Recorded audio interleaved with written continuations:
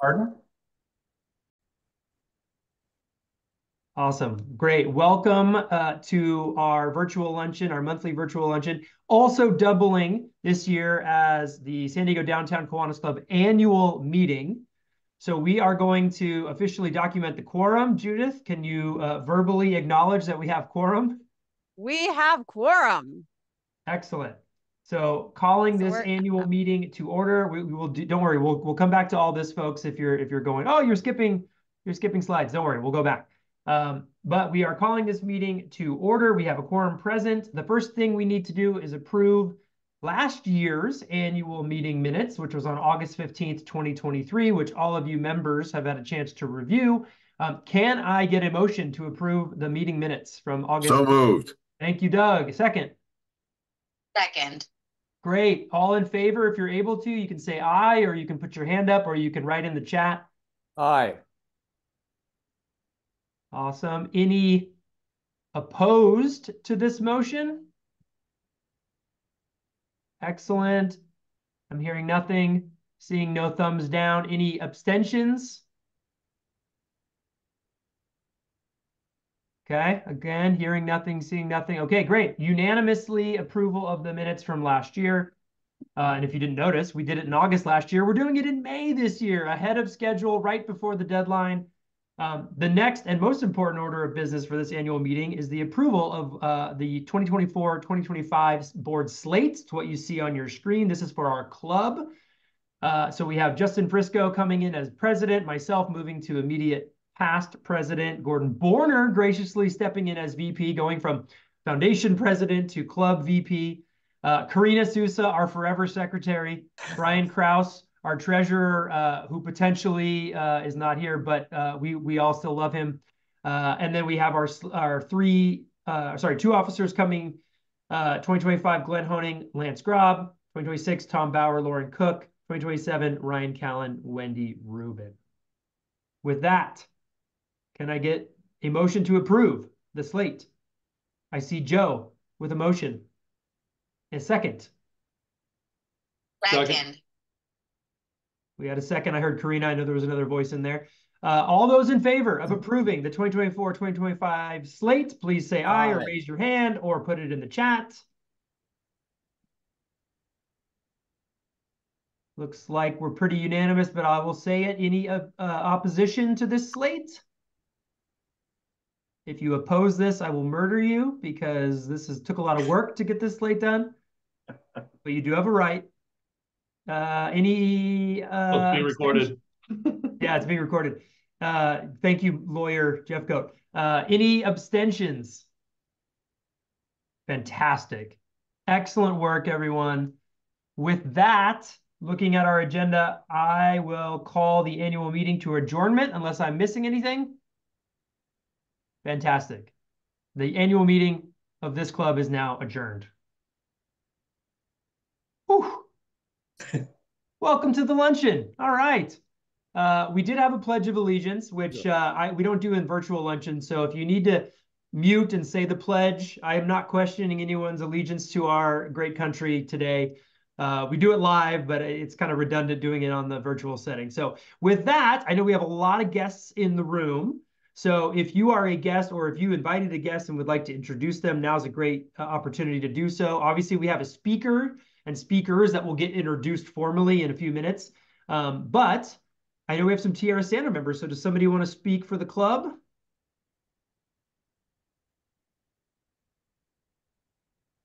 I'm Dave West. I'm the secretary of the Kiwanis Club of Tierra Santa. We have Pete Penzar, our inter-club chair, and he will be our president-elect this coming year. And Hani Shatila, the chairman of our Tierra Fest and Oktoberfest each year. Awesome. Welcome, loyal Tierra Santians. We love having you at our event, so thank you for joining us once again. Mr. Borner has his hand raised. I do. Thank you, Steve. I have the honor and the privilege to introduce Kai Deleuze on the dais with us here. Kai not only is an alumni of St. Augustine High School, but he was also the Key Club president at San Diego or at St. Augustine High School in the same year that we honored his dear friend, Joseph Salfani, who was the ASB president at our Laurels for Leaders. And the two of them are both potential future Kiwanians. So with that, let me hand it over to Kai and let him introduce himself, his current excellent academic endeavors and plans. Kai, take it away. Thank you very much for that introduction. Again, my name is Kai DeLuz. I'm currently a student at Villanova University, which is an Augustinian institution out east, where I am right now, slugging through finals, unfortunately, but keeping spirits high. I'm on the pre-medicine track, so I'm a junior. I'm planning to take a gap year before applying to medical school, and this summer I am planning to work as an EMT. And then also I will be shadowing at Scripps Chula Vista in the emergency department and acting as a Spanish translator in a small hospital in Arizona, in Yuma. So those are my plans currently, but thank you very much for having me and thank you for the introduction. Thank you, Kai, and welcome. And let me also mention that Joseph was going to join us as well today, but he ended up actually in a final exam as we speak. Otherwise, he would have been here joining Kai to clap along with all of us. Thank you, Kai, for joining. Back to you, Steve. Awesome. Thank you, Gordon. Looking at our cohort today, I think we've covered the guests other than our speakers, but they're going to get a chance to be introduced. So with that, I am going to pass it over to the Honorable Mark McDonald to introduce today's speaker. Well, I'm very happy to introduce Jim. I've gotten to know him over the last couple of years. He has chaired our district's mental health programs for two of our last three governors. And he's married to his wife, Penny, lives out in Valley Center, California, just north in Division 37, now part of Region 1. He's a 40-year member of Kiwanis, served as the 2018-19 Lieutenant Governor. And I consider him a friend, and I would hope one day to see him as one of our district trustees. The program is outstanding, so please give Jim your attention. Jim? Thank you, Mark. That was very kind. I consider you a friend also, even though he just had knee surgery. So, okay, well, yeah, let's bring it up. There it is. So I will make this relatively quick, but it's an important topic. And I think the first screen says a lot about it. Mental health is just as important as physical health, and yet people don't necessarily look at it that way, and it certainly doesn't get the press or the conversations like physical health does. Okay, next slide, please. So it's okay not to be okay. I spend a lot of time talking to younger people about that, going, you know what? Everybody has a bad day. Everybody maybe has a bad week. It's okay to not be okay. Mental illness is a flaw in chemistry, not your character. So if you have an ongoing issue where you're just always depressed or something like that, it's time to see a professional and get your, find out what's going on, because most of the time it's a chemistry issue, but people are afraid to talk about it because they feel like it's a reflection on their character and they can be bullied and so forth. Okay, next one, please. So what is the mental health stigma? And this is what we're really fighting right now, worldwide, certainly nationwide. And you read about it all the time. And I know you can read the slide, but I'll verbalize it anyway. So stigma is when somebody views a person in a negative way just because they have a mental health condition. And it's not a character flaw, it is a chemistry flaw. But we all can be guilty of that stigma where we go, oh, well, they're just a weirdo or whatever. Well, that's not the case. And we got to get past that part of it so that people will speak about it. Okay, next slide, please. So, and it's toxic, the stigma, because it creates shame, fear, and silence. And that prevents people from seeking help. And that's the big issue. If they seek help, 90% of them can be treated and be just fine. But if they don't seek help, it just goes on and on. All righty, Judith, next slide. Hello. There it is. So the result of and this is the slide that really tells the story. 1 in 5 Americans is affected by a mental health condition. Less than half of the adults in the United States who need the services and treatment get the help they need. And this last bullet point, the average delay between the onset of symptoms and intervention, is 11 years. When I started doing this 6 years ago, it was 8 years. So it has gotten worse, not better, which is not good. So there should not be that type of delay. And again, it's the stigma that's causing that delay. People don't want to admit they have a problem and talk to somebody. Okay, Judith. No, So, excuse me, possible symptoms in children, and we'll talk about why this is important in a minute. Changes in school performance, excessive worry or anxiety, hyperactive behavior, frequent nightmares, frequent disobedience or aggression, frequent temper tantrums. Now, I can tell you, I raised 2 sons. My wife and I raised 2 sons. And if you ask me about these symptoms when I was raising them, I'd say that's just a normal kid because they all have some of those from time to time. But this is when it's an ongoing thing. So again, if they have hyperactive behavior or temper tantrums, everybody has something like that occasionally. It's just when it's an ongoing situation that it can be a problem and should be a warning sign to go further and get some help. Okay, Judith. So additional mental health symptoms, and I can tell you these are important to know just so you can reach out to somebody, and we'll talk about that in a minute. New or changed behavior, feeling hopeless. I can tell you that's a big one, where they feel like they're a burden to other people and they feel hopeless. Withdrawal from activities, sleeping too much or too little, aggression or fatigue, isolating from family and friends.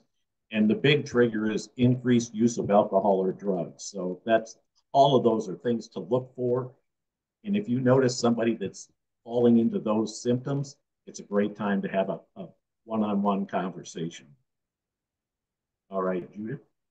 So what do you do if you're concerned about someone? And this is the big deal. First of all, obviously you want to talk to them in private. They're not going to tell you a lot in front of a lot of other people because again, it's very personal and they're really conflicted about whether they should even talk to anybody. So in my case, I would go up to somebody and say, gee, Karina, we'll use poor Karina, I'll use Karina. Gee, Karina, you kind of haven't been yourself lately. Is everything going okay? You're really important to me. And I'd really, I'm always available to listen. So if you got something you want to talk about, I'm always here for you. And something like that will usually get them to talk. And the good news is you really don't have to say anything after that. Just listen to them because they need to get it out. That's the whole trick. Listen to their story. Let them know you care. That is huge because, again, a lot of times they feel like they're just a burden to everybody. And it's just, the world would be better off without them, is how they feel. And that's absolutely not true. So ask directly about suicide, calmly, without judgment. This is important because they used to say for years, don't ask about suicide because you might be planting that seed. Now the experts say, no, that's not the case. You need to ask about it and let them talk. Again, let them talk. That is the key. They need somebody that they know cares about them and will listen and not necessarily make a judgment, just listen and let them talk through it. Okay, next slide, Judith.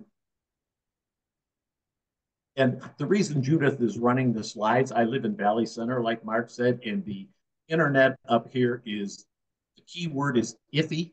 It's iffy at best. So I thought, I don't want to take a chance. I'll let Judith run the slides.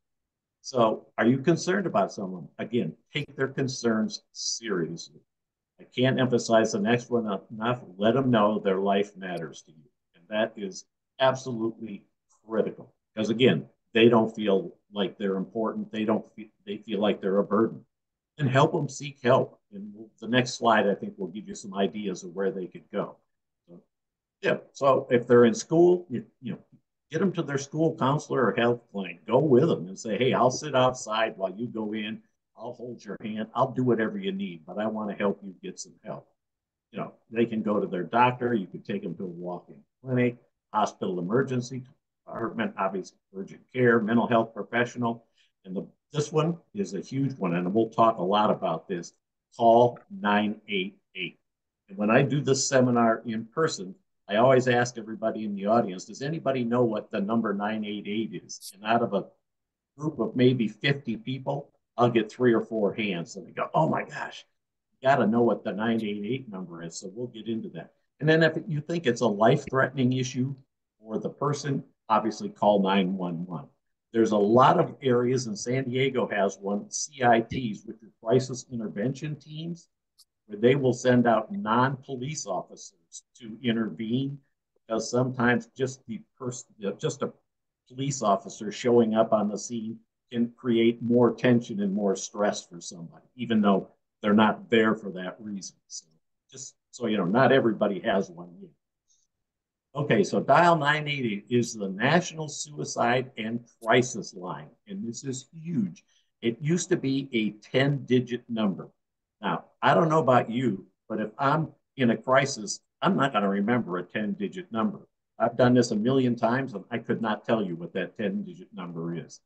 But this one, 988, everybody can remember. 24 hours a day, 7 days a week, is for anyone struggling with a mental health crisis or emergency. It's not tied to suicide. It's not tied to anything like that. It's all mental health.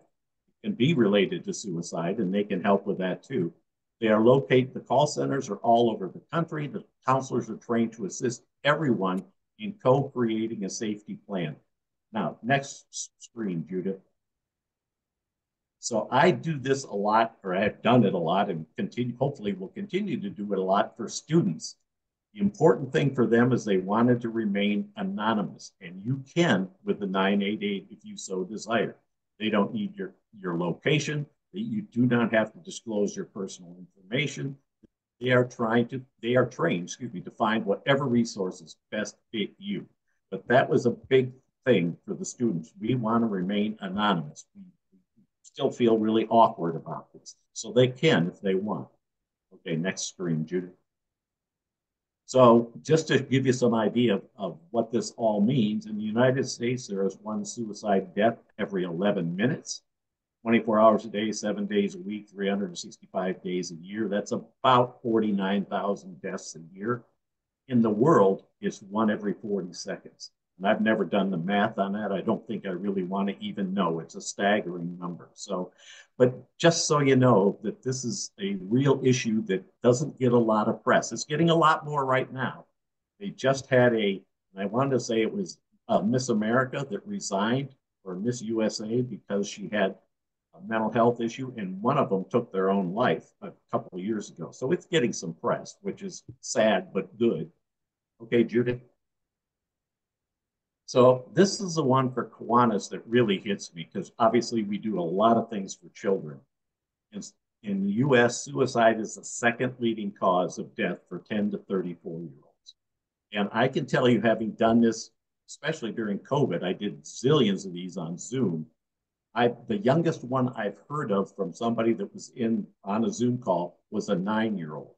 But I can tell you, in Temecula, not long ago, 11-year-old took their own life. Just go, oh my gosh, we got to get that part fixed. That's just, I can't even imagine.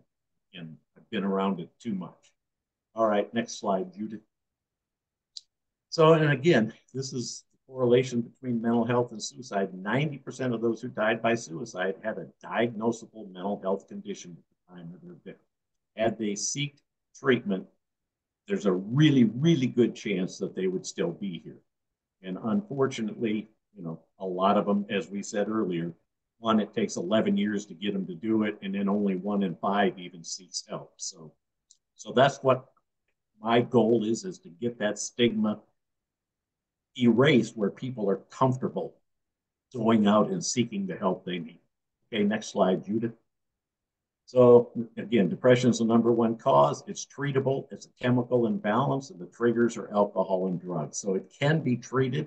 It can be eradicated in most cases, or certainly controlled, and it's just a matter of getting the help you need. Next slide, Judith, please. So the other thing that I've really added into this just recently is what do you do to stay mentally healthy on a daily basis? And I struggle with it just like everybody else does. One of the big ones, and I just saw an article yesterday on the news about this, start a gratitude journal. It's a great thing to do in the morning or last thing at night and write down 2 or 3 things that you're just grateful for. And they're in there, believe me, but most of us don't dwell on the things we're grateful about. We dwell on the things that are a problem or that bother us. So doing a gratitude journal will kind of flip that around, and it's a big, big help.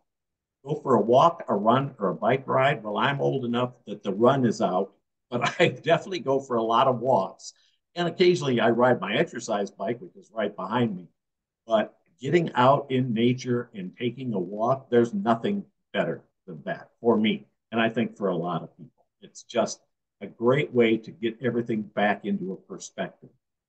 Volunteer for a cause. And gosh, if you're in Kiwanis, you kind of got that one knocked already, which is awesome. I love that one because I go, geez, that's really speaking to us. Start a hobby. That doesn't mean doing honeydews necessarily. It means starting a hobby. So I make sure my wife understands that part of it. Do yoga. Well, I did yoga. I actually did a few times and it was great. But I have, like Mark, I have a knee that doesn't like yoga a whole lot. So I don't do it a whole lot anymore. Big one for me is adopt a pet. We have 3 dogs of our own. We foster for a dog rescue. We've had 32 dogs that we fostered. I can have the worst day in the world, and I do have some, believe me. And I pull up to the gate at our house, and those 3 dogs are down there just wagging their tails and so excited to see me. And I go, oh, the world's not as bad as I thought, you know? So they really do have an impact. And a lot of people end up adopting a pet if they have mental health issues or want to feel good because there's unconditional love there no matter what, which is great. Okay, next slide, Judith. So again, my big thing is it's okay not to be okay. So I don't want anybody, especially kids, to feel like, oh, I'm a weirdo, blah, blah, blah. It's okay, but it's not okay to not get help. The stigma about mental illness does not go away by ignoring it. We have to talk about it. And that has been my motivation for the last 6 years. And it's gotten better. The great news is it's gotten better. The bad news is we still got a long way to go. But hey, getting better. Again, that's my gratitude journal. It's getting better. I'm not looking at the negative side of it. Next slide, please. And this I put in, and I don't always use this one, but we lost one of our twin sons to suicide on August 29th, 2016. And I think it's important for people to understand it doesn't end the pain, it transfers the pain. And so here's his cross that his twin made, and it's out in the desert where he took his own life. And every August 29th, we go to the desert when it's hotter than a $3 pistol. And so even though we're upset, sometimes we go, couldn't you have gone in December or something? I mean, that sounds weird, but it is so hot. But this is his family. He left an amazing wife who we still have a great relationship with, a 5-year-old son, and a 4-month-old little girl. And you go, oh my God. His little daughter has no recollection of her dad at all, which is really sad. So it doesn't end the pain, it transfers the pain. They need to think about that. And next slide, I think the next one's the last one. Here are some great resources. I'm involved a lot with NAMI, and I'm involved a lot with the American Foundation of Suicide Prevention. Both of them are great organizations. There's a lot of help for people that are struggling. There's also a lot of help for what we call suicide loss survivors, which I am, my wife is, and my other son is. And it's been huge for us is just dealing with the loss and how to get through it. So there is help out there for every facet of the whole issue. So it's great to know. And I share that with a lot of people because a lot of the phone calls I get are somebody knows somebody who had a relative that just took their own life and they don't know what to do. So let them know you care. The best thing that can happen, and I'll tell this just in closing, when my son died, he was very popular. He had a huge turnout at his ceremony. We got 1 million cards, sympathy cards. And after that, it was absolutely crickets. We didn't hear anything from anybody because it's the same reason I wouldn't have contacted somebody. You don't know what to say, and heaven forbid you make it worse. So if you don't know what to say, you just shut up. So, and I would have done the same thing. I do know now that if you do know somebody, the best thing you can say is, I don't know what to say, but I'm here for you. Whatever you need. You need me to come and sit with you on a couch and hold your hand and not say a word, I'll be there. Whatever you need, I will do. And that's really the key to it. And just the last thing in closing is 54% of the people in the world have lost a loved one to suicide. So it's very, very common. But I appreciate the time to talk about it. If somebody has questions, again, I'm not a doctor, a psychologist, or anything else. I'm just a guy who's trying to make a difference in this whole world. And I see somebody has their hand up. So I do. Jim, where can we get a copy of your slides to share with others, because they're just invaluable, and it's a great way to start a discussion, as many of the points that you have in your slides. Well, Jay, I'm happy to send them to you. Yeah, Judith is recording it, so she'll have it. And I'm also happy to come to any event. I'll do it for one person, or I'll do it for 500 people. It doesn't matter. Because if I do it for one person and I help that one person, I walk out of there and go, you know, that feels pretty darn good. So if you have and I do it for a lot of people other than Kiwanis. One other thing that I have to share is that when I was in high school, there was a guy named Thomas Eagleton, who was the vice presidential candidate for the Democrats. Mm-hmm. They found out that he had seen a psychiatrist once, and they kicked him off the ticket. And, you know, I thought of going to medical school. I thought of elective politics. I thought, if I could ever be in some kind of position of power, I would require everyone to go see a psychiatrist once a year as part of their annual physical. Might be superficial, but you'd find people who are suicidal. You'd find people who are, you know, an extremist and other mental issues. But I went way back to high school when Thomas, just because he had seen a psychiatrist, he wasn't competent in those eyes to run for office. Horrible. Yeah. And of all things, he's probably the most competent because he did see a psychiatrist. There you go. Yeah, hopefully that's changed a little bit, but I agree with you 100%. We all should have to go through it. Absolutely. Absolutely. Anybody else? I don't want to take any more time because I know you have other speakers. And I'm actually, in a few minutes, I'm leaving for a babysitting job with our 2-year-old granddaughter. So my life is crazy. Anything else? Thank you so much, Jim. Yeah, round of applause. Absolutely, my pleasure. I know it's a tough topic, and obviously sharing your personal story is incredibly tough, and it's very meaningful to us that you would share that with us. So, and thanks, Mark, for bringing Jim along, and good luck in your babysitting this afternoon. Well, hey, I have become an expert in that, believe me. So awesome. I apologize for leaving, but I really do have to go. But thank you so much, and reach out to me if you have any need to have a presentation anywhere, because I'll do it for anybody. It doesn't matter. It just needs to get out there. So thank you very much. I appreciate it. And one of these days, I'm going to come down and visit your club in a live meeting. Definitely. Please do. All right. Thanks. Take care. Bye-bye. Okay, and we do have another speaker. I don't know if we have a introducer, Judith. We're gonna let them introduce themselves. Okay. There's 2 of them. Okay. All right. Well, over to you, Sunny and Anthony. Perfect. Well, hi, I'm Sunny. This is my husband, Anthony Azarito, and we are the owners of Poets Underground. And first of all, I want to say hi to Kai if he's still on. My dad is a teacher at St. Augustine. He was probably your counselor at some point. He's worked there 40 years. And he's kind of how we got into this meeting today. He had mentioned Kiwanis would be a good organization to connect to and kind of let you guys know what we're doing in the community. And so it's definitely affirmative now that Kai's in there. So also congratulations on everything awesome that you're doing in college. That's so exciting. To segue a lot of what Jim was sharing, Poets Underground's mission is to create and foster healthy, inclusive communities through the arts. And so along with having a publishing company and being really well known for the events that we put on throughout San Diego with open mics and poetry and writing workshops, what our passion and our roots and our mission really centers around is mental health. So Anthony and I both found poetry individually in times of crisis. Poetry finds you in times of brokenness. It finds you when you don't know how to relate to the bigger experiences that you're having. And so as kids and developing and you're growing up into these big experiences and you're starting to process them down, the way that trauma works is it's very broken up, right? So as you're processing it, it's a thought here, it's a memory there, PTSD through the military, which Anthony will talk separately on, but comes in pieces and waves.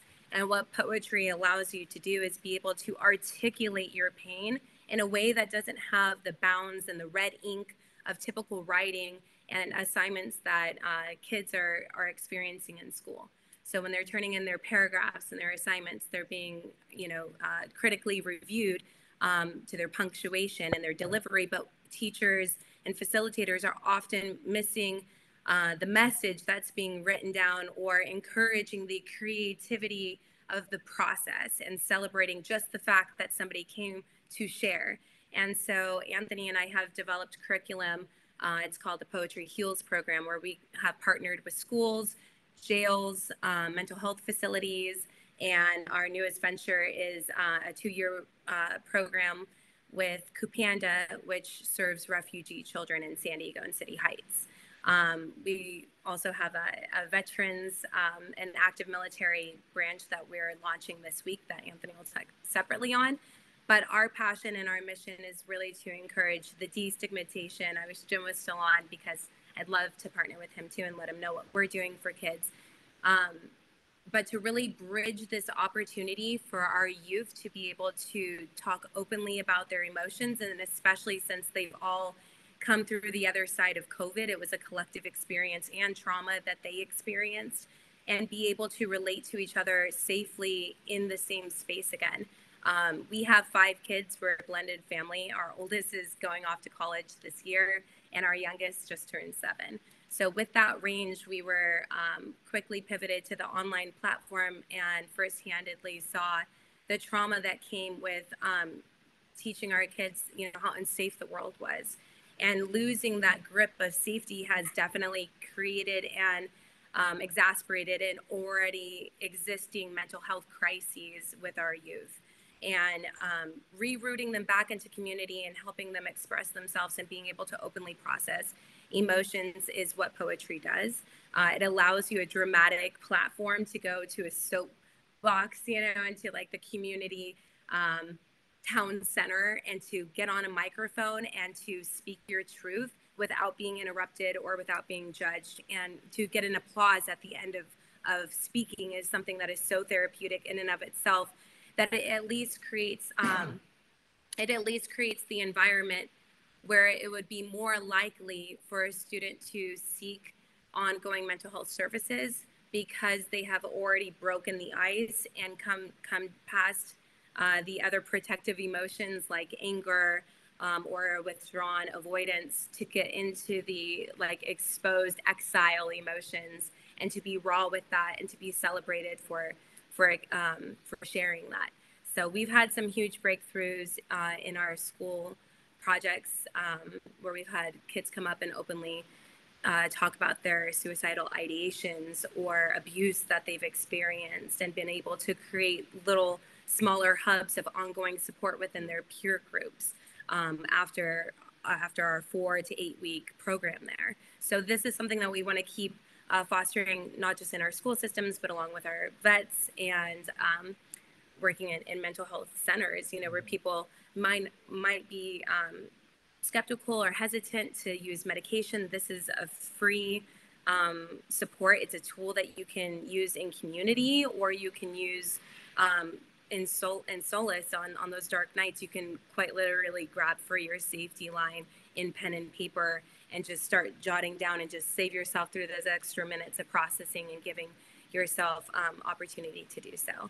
But I know we're at limited time, so I'm going to throw it to my husband, because we could talk forever about mental health and poetry. Yeah, just to add on a couple of things that Sunny said. Poets Underground is a resource hub. So we provide the safe haven, or as some have called, the church of our community, to really have a foundation to where people can express themselves through the spoken word, through poetry. Just like Sunny said, like, poetry saved my life.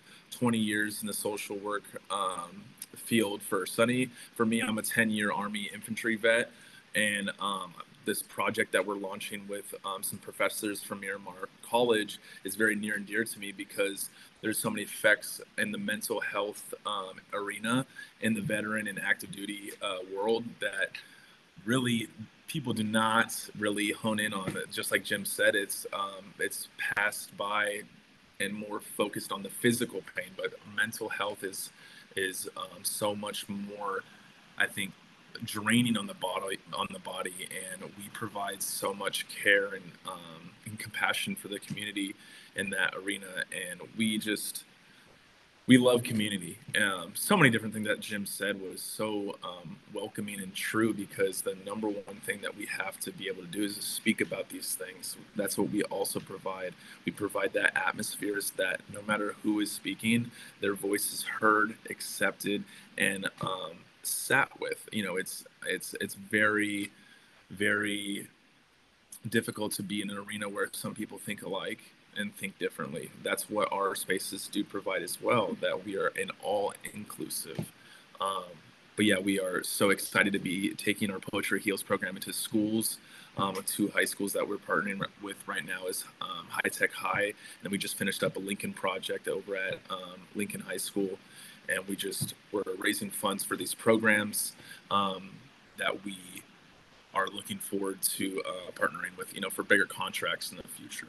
Oh yeah, and just to add on to that, with our Lincoln project, along with it being about mental health, just having youth sustainability and schools that are critically underfunded. I was lucky enough to go to a private Catholic school because my adopted dad works at St. Augustine, so I got a free ride to go there. But we lived in City Heights, and for a lot of my friends going to Lincoln, which would have been my school, just having the underserved population, what Anthony and I also offer with the Poetry Heals program is a publishing workshop. So the kids there went through a 4-month after-school program with us. We also partnered with the STEAM program, United Way, and Paving Great Futures to make that happen. But at the end of the 4-week after-school sessions with us, all the students are now published poets. They all submitted into an anthology. They learned editing and formatting. And before graduation, they have a curve on other students to where they can put on job applications, college applications, that they are a published writer. They are in Amazon and Barnes & Noble now. And we had a really cool book launch for them where they were also able to get funds. We raised funds for them to get their book at cost, which is about $3, resell it for $20, and have a small business amongst them.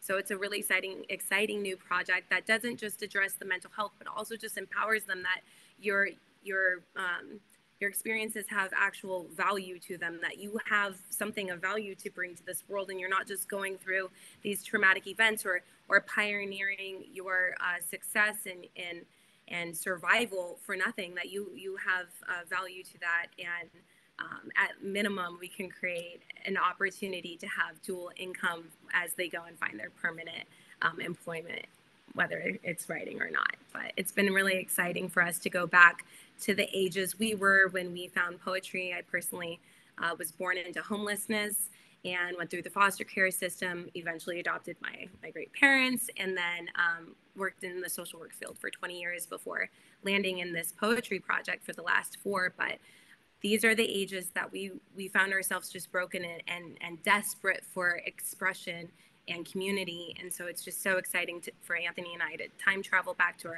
our own inner children and get to sit with our inner children's peers and work through those same things that are just timeless parts of the human experience and come out of it on top through community and the expression of poetry. Is really a lifeline. It's been beautiful. So thank you for letting us talk about it here. If you do have the time or interest to visit us on our website, Poets Underground Press, we do have on landing page. Our latest interview with KPBS and NPR talks more about our Poetry Heals program. We are most active on Instagram because we have so many events going on. And yes, this Friday, if you are a vet or if you know an active duty member, we will be at Miramar between 2 and 5, celebrating Mental Health Awareness Month and getting vets and current service members connected to our Poetry Heals program. And then lastly, Saturday, we are headlining the main stage at the Change Your Mind Festival in Oceanside.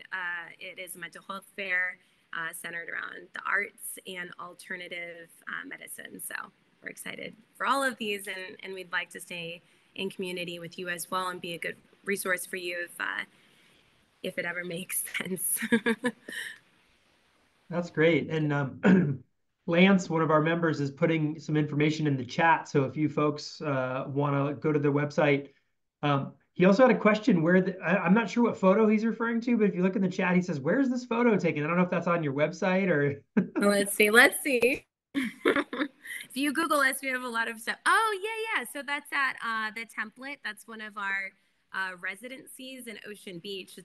That was our recent anthology book launch last month. But we also have a residency at Queen Bee's Cultural Center in North Park on the first and third Thursday of every month. But yeah, we also partner with the Template in Ocean Beach, who has a lot of really cool events. So we do a lot of open mics, right? Like that's what we were predominantly known for the first year. And it wouldn't be until COVID and the shutdown. So we opened in 19. So in 2020 that we realized we had 75 poets in our community that were without work. And so we created our publishing program so that we could create our first anthology. We had over 75 poets contribute, and they were all able to buy the book at cost and then resell it for profit during the pandemic. So we employed 75 people pretty much overnight in the pandemic, became a LLC publishing company. And then with a year of working with our homeless outreach and just using modalities that I already was using with my love of social work and trying to bridge an excuse of how can I do this poetry thing full time, but also be serving in the way that feels congruent with what I'm supposed to be doing here, which is social work. We created our 501c3 and have just been serving the community ever since. And once Anthony got out and was done with his 10 years, he's really led the niche for the military and is our editor-in-chief. And this is just what we do full-time plus. It's full-time plus. It's just the two of us. But guys, we're so impassioned with what's been happening in San Diego County, specifically with our youth, not just within our own family, and recognizing this need of being seen and processing. But it's just been so encouraging with the kids that we've worked in this profession that we're committed to doing this full time. And yeah, thank you for letting us talk about it here. Yeah, that's great, Sunny and Anthony. One of our members sounded really interested in connecting with you. He had to drop off, but Joe Sigurdson. I'll send him contact information. He's the CEO of Boys to Men, which is a nonprofit in town that works with young boys and mentorship and things like that. So I think he's going to be reaching out. So stay tuned for that. Yeah, they're a great organization. Yeah. I worked with them when I was the housing director for Urban Street Angels a number of years ago. Awesome. Really good organization. Also, just as another way to get a hold of us too, I'm gonna put in our business email in the chat, just as another form. You know, you can go to the website at poetsundergroundpress.com or Instagram, or you can just hit us up directly on our business email too. Great. No, that's perfect. We don't have a lot of time. We got other things we got to catch, but Gordon has his hand up, so we'll let him go one, but then we got to move on because we're a little bit behind schedule. So Gordon, go ahead. Yeah, just real quick, Sonny, I was just going to give you the heads up that formally St. Augustine is one of our key club, on-campus key clubs. So in addition to Kai, we have an alumni of many of those that under the guidance of Mr. Ray, who's been there for decades, that I'm sure you know. Yep. And then the only other thing I'll mention just very briefly is because you mentioned foster youth. Certainly always volunteer opportunities at Just in Time for foster youth, which we have a club member from Just in Time in our club, and they're actually donor recipients from our foundation multi-year as well. Perfect. Yeah, I'd love to get in contact with Just in Time. They're a great organization. They help formally foster youth also get all their first time apartment get digs, which I've seen from helping some of the youth out of San Pasqual, and then getting their first time apartment, and then that organization fully furnished some of our youth at that point. Yeah. And our club actually financed the original inventory when Just in Time opened its original warehouse down in Mission Gorge. Matter of fact, several members on this, including Lauren, a couple of people that you're looking at right now on the screen, were there actually that day when we did it. That's so cool. I'll tell you, from being a housing director and watching the youth turn the key for the first time and having their very own stuff, what is like just out of this world. So thank you guys for the work that you're doing as well. It really matters. It really matters. Thank you. Back to you, Steve. Okay, well, thank you so much, Sunny and Anthony. We do have a lot of birthdays this month and a lot of you on the call, so that's always a nice synergy. Lance is on the call, Karina is on the call, Mark is on the call. He may have dropped off. I think he's still with us. Yep, there he is. So happy birthday to all of you. And as per tradition, here's an opportunity to give back to the club. Karina, I know you also celebrated something special over this last weekend. So I'll open up Bill's Bucks with an opportunity to talk about good stuff going on. I think Karina had a pretty good time where she was, according to social media. Don't know if she's going to bring that up here, but I'm certainly going to mention it. And then also fines. So I'll leave the floor open for Bill's Bucks. Good, happy, sad? Let's hear from you all.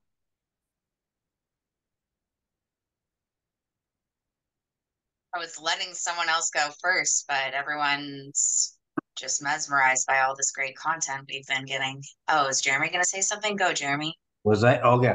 Well, you can put me down for 10 happy bucks. Our Salvation Army Moves just came out May 1st, and I'm staying here for another year. Hey, that's awesome. Yeah. That's awesome, Jeremy. So we used to, in the club, combine the years in Kiwanis and your age. And I can no longer afford that, but I'll throw $100 in for my birthday. But I'll put $100 in for my birthday. Yeah, you can afford it, Mark. Thank you, Mark. I did unmute for a second. I know we have the right for our age and years of service, and however, yesterday, my birthday, we did pull a drowning man out of Mission Bay, and his child and little dog were heading downwind, and nobody thought to call 911, but by God's grace, our little crew on our little boat were passing by, and we plucked them all out of the water and called for help and went on our day. So wow, what an experience on my birthday. Wow. But thank you, Judith, for the card. I appreciate that. Happy birthday, Lance. Thank you so much. The Bowers will put in $20 for good news. Our namesake Matthew, who's up there, is graduating from SDSU on Saturday. 4 long hard years, and yeah, so we're very excited. So how long do I wait until I send him a Kiwanis application so we can have our first trifecta Kiwanis family? Who's actually leaving the following Monday for Europe with his girlfriend. So give it a month because he won't be responding. Yeah, but go for it, Karina. Yeah, you go for it, Karina. He already committed to that in between bowling at the Lafayette Hotel. We just have to remind him of it when he gets back from his trip. Sounds good. We'll do that. It's also been a bittersweet month. I lost my father this month. So.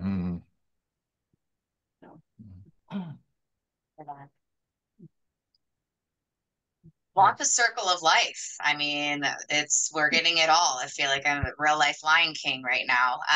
So speaking of life, yes, my birthday is coming. 37 years of life, 15 years in August in the club. So I'll do 52, so I'll round it up to 60. And yes, I spent last weekend, got back yesterday afternoon from Cabo for my bachelorette party. I am getting married this year. It's time. We've been together for 8 years. So here we go. But we had a great time. There is some good pictures of me kissing fish and all sorts of other fun things that you do when you're in Cabo. But yeah, it was a great time. So thank you, everybody, and stay tuned for Matina getting married. Judith, you're probably busy writing all this down, but can you stop the screen sharing just so we can see everyone? It's hard to see everyone sharing all the good stuff. Awesome. There we go. Thank you. Thank you, Karina, for sharing that. I was going to make it way worse, so I'm glad you said that. Some of the photos I saw, I was definitely going to tell some way worse stories of what I perceived was going on in Cabo. I don't think that's any of our business. Just kidding. Hey, it's on social media, Doug. It's on social We're media. old now. Everyone has kids and married. Like, we don't party like we used to. Everyone was in bed by 10, 11 p.m. So it was PG-13 for sure. Yeah, it looked like most of your evenings were wrapping up before it even got dark. So I think the early bird special is where it's at. I get it. I've learned from the best. A bunch of these people in these clubs taught me their ways. So, That's right. Okay, who else? And I'm going to hold on the, well, if you have fines, feel free to self-fine, but Gordon's already sent me some ammo for our next in-person luncheon later this month. So this is your chance to self-fine if you know you're going to be in one of these publications, Jay Jeffcoat. You might want to take an opportunity now before we bring up all the publications your photo is in at the next meeting. Jay's in every publication. But that's up to you. So that's up to you. And thank you, Lance, for your pledge there. Okay.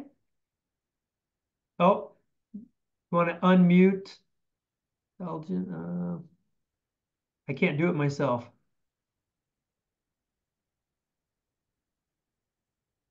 I can't do it either, Steve. Oh no. We're missing a good story here. Eldon, you're muted. Yeah, I got you. Go. No, it's Karina. When is she getting married? In the fall. I'll let you know, Eldon. I don't want this being recorded on the internet for everyone and their mother to come, though. Yeah, everyone and their mother. I'll let you know for sure, Eldon. Don't worry. Gotcha. Awesome. Any other happy, sad? Okay. We'll move on to our quick recap of events. April was a really busy month, as most of you know, but last week we had a special lunch outside of our regularly scheduled programs. We had Mark Grant from the San Diego Padres television broadcast team. I think we had close to 70 people in the room down there at our normal lunch spot, Elijah's in Kearny Mesa or Claremont Mesa. And what a great crowd, good questions, entertaining program. You can see a lot of our members rocking the Padres gear. So we've had a lot of activity this spring, a lot of great events. And speaking of which, we have a lot more coming up. So we have a networking event, happy hour, coming up next week at the 5 o'clock. That's the Margaritaville rooftop bar, 5 o'clock somewhere. That's downtown. And then Karina's putting all this in the chat as well if you want to click on the links. We have a service project on the 18th, March for Babies. We actually have a couple service projects this month, as you can see.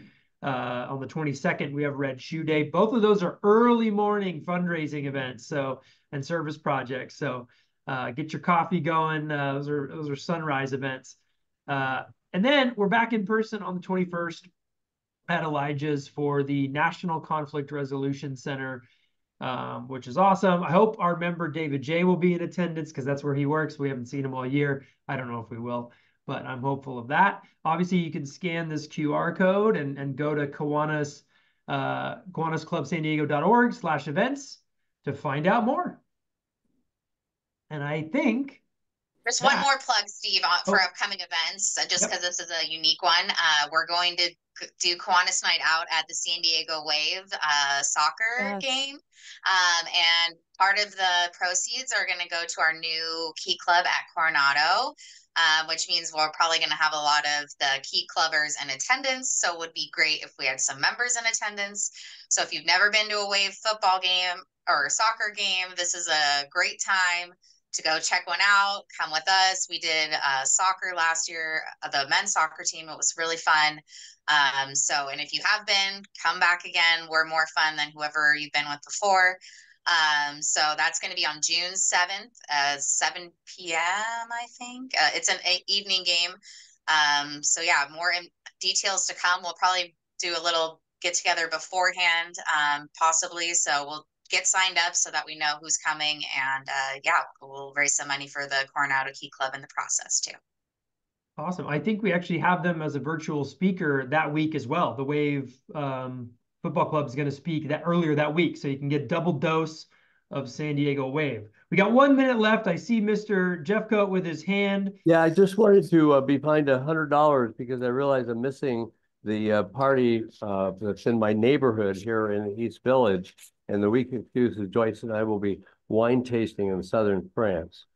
So I will give a $100 fine, and also to recognize Eldon looks like he's been taking youth pills. I mean, what's the secret? You're looking fabulous. Yeah, just clean liver.